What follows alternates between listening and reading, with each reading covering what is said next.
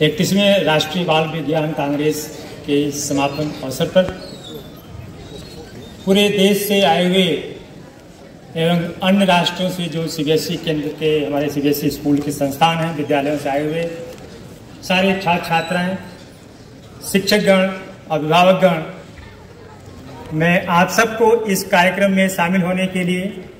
और विशेषकर बहुत सारी साइंटिफिक एक्टिविटीज में अपना भरपूर योगदान देने के लिए इस आयोजन समिति की तरफ से आप सबको धन्यवाद देते हैं। इस कार्यक्रम में आज के इस कार्यक्रम के मुख्य अतिथि माननीय श्री राजीव त्रिपाठी जी, कुलगुरु राजीव गांधी विश्वविद्यालय भोपाल, माननीय कोठारी जी, जिन्होंने इस कार्यक्रम को इतने बड़े भव्य रूप में यहाँ पे संकल्पना की और आप सबको यहाँ आने का मौका दिया, सारे सहभागियों के साथ डिस्कशन करने का, अपने विचारों को रखने का मौका दिया। आपको विशेषकर मैं धन्यवाद देना चाहूँगा कि आपने मुझे इस कार्यक्रम में आमंत्रित किया। माननीय रश्मि शर्मा जी जो एनसीटीसी की संयोजक हैं और उनके ही सारे प्रयास से कार्यक्रम सफल हो गया, इसलिए मैं आपको भी धन्यवाद देना चाहता हूं कि आपने हमें इस कार्यक्रम में शामिल किया और बच्चों के साथ अपने अनुभव साझा करने के लिए इस योग्य समझा। माननीय श्री राम तिवारी जी जो सांस्कृतिक सलाहकार हैं मुख्यमंत्री जी के और इस तरह के कार्यक्रम में हमेशा बढ़ चढ़ के मौका लेते हैं।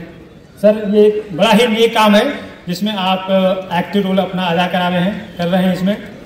और अन्य विज्ञान और साइंस टेक्नोलॉजी मध्य प्रदेश की साइंटिफिक कम्युनिटी के लोग, ये जैसा कि 31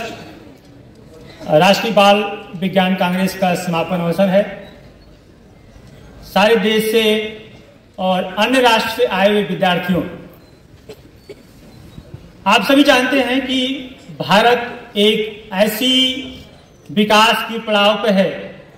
जिससे कि हम सभी लोग विकसित भारत का 2047 तक सपना संजो रहे हैं। इस विकसित भारत के प्रयास में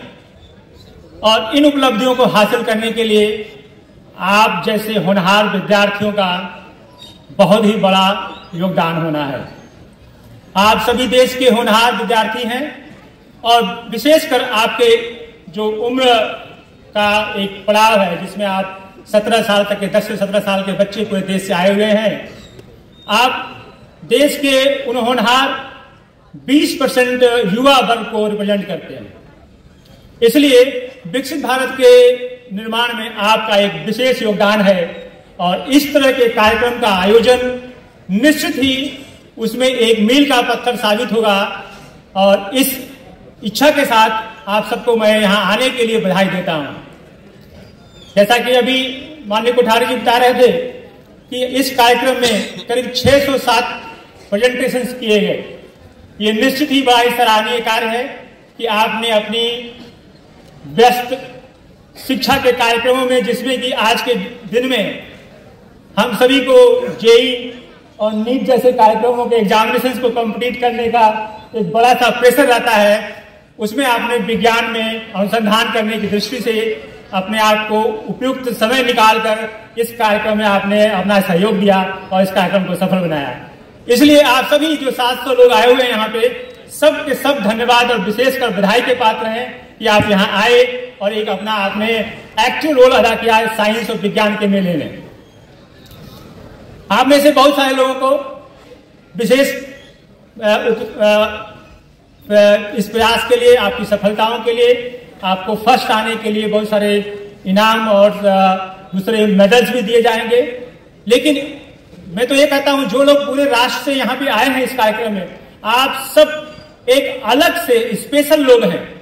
जिन्होंने इस तरह की, जिनके अंदर ये संवेदना आई कि हमें विज्ञान के क्षेत्र में कार्य करना है, हमें नया कोई अनुसंधान करना है, नया कोई प्रोडक्ट या प्रोसेस डेवलप करना है, और आपने उस संकल्प को लिया और संकल्प लेने के साथ उस काम को किया और करके ये प्रदर्शन के रूप में अपने डिस्ट्रिक्ट से स्टेट लेवल और राष्ट्र लेवल पर यहाँ तक आए हैं। इसलिए आप सभी के सभी जो है इस बात के लिए धन्यवाद के पात्र हैं।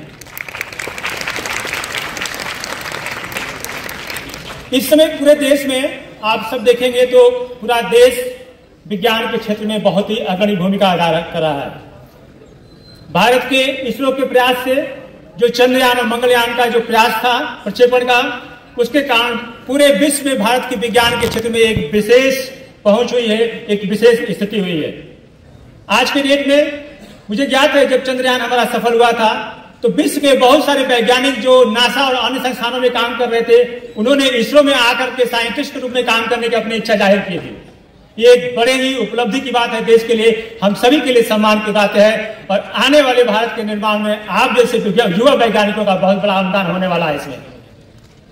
आप अगर भारतीय शिक्षा नीति की दृष्टि से देखें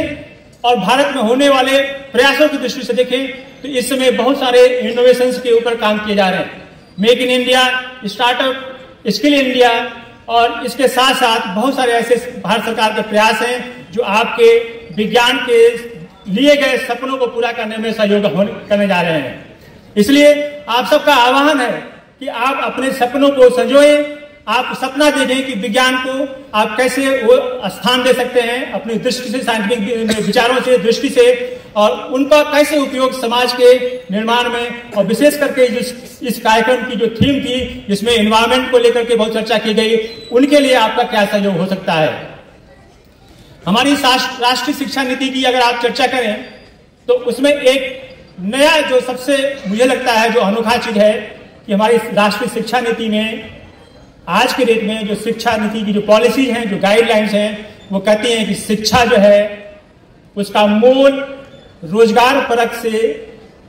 अलग व्यवसाय की तरफ जानी चाहिए। इसको बहुत सारे लोग कहते हैं कि वोकेशनलाइजेशन ऑफ हायर एजुकेशन। इसका मतलब ये कि हमारी शिक्षा वो व्यवसाय युक्त होनी चाहिए, नौकरी रोजगार युक्त। ये संभव नहीं है कि सभी लोगों को एक अच्छे रोजगार को उपलब्ध कराया जा सके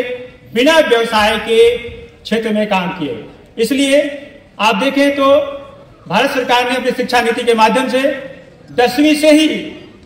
इस तरह के वोकेशनल ट्रेनिंग्स के ऊपर बहुत फोकस किया है, जिसमें आप रियल हैंड्स ऑन एक्सपीरियंस कर सकते हैं। और ये व्यवसाय युक्त शिक्षा की आवश्यकता ये है कि हम जो भी साइंस के क्षेत्र में सीख रहे हैं, जो समझ रहे हैं, उनको साइंस और सोसाइटी के उपयोग के युक्त कैसे बना सकें।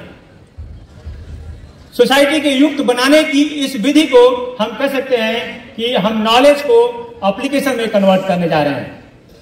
इस दृष्टि से जब हम नॉलेज को एप्लीकेशन में कन्वर्ट कर सकेंगे तो हम ना केवल उन विषयों को अच्छी तरह से समझेंगे बल्कि उनको समाज के उपयोगी बना सकें और जिससे व्यवसाय को आगे बढ़ा सकेंगे। इस दृष्टि से आप सबका एक बहुत बड़ा योगदान होने वाला है। हमारे विद्यालयों में भारत सरकार ने के नीति आयोग के माध्यम से अटल टिंकरिंग लैब का एक बहुत बड़ा एक्सपेरिमेंट शुरू किया गया है। आप में से मेरा विश्वास है कि बहुत सारे संस्थानों में अटल टिंकरिंग लैब की स्थापना हुई होगी। ये एक आपके लिए एक अद्भुत प्लेटफॉर्म है जहां पे आपके अंदर उस साइंस और विज्ञान के प्रति जो रुचि है, जो प्रेरणा है, उनको आप साक्षात कर सकते हैं। इसलिए मेरा आप सभी से आह्वान है कि आप आइए, प्रण लीजिए, सोचिए और ऐसी समस्याओं को टेकअप कीजिए जो समाज की दृष्टि से बहुत ही अत्यंत ही आवश्यक है। हम रोज ऐसी बहुत सारी समस्याओं से साक्षात होता है हमारा, जिनमें समाज को निश्चित ही आज के दिन में उनके समाधान की आवश्यकता है। जैसे मैं एक छोटे से एग्जाम्पल दूं, आपने नोटिस किया होगा कि हर साल जहरीली शराब पीने के कारण बहुत सारे लोगों की मृत्यु होती है। क्या हम युवा वैज्ञानिक किसी इस तरह के ऐसे टेक्नोलॉजी का डेवलप कर सकते हैं कि जब शराब जहरीली हो जाए तो उसके कैप का कलर चेंज हो जाए, या कोई इस तरह का अलार्म सिस्टम डेवलप कर सकते हैं जिसके माध्यम से हम उन सभी लोगों को ऐसी जहरीली शराब पीने से बचा सकें और बहुत सारे इस तरह के होने वाले नुकसान से अपने देश को बचा सकें।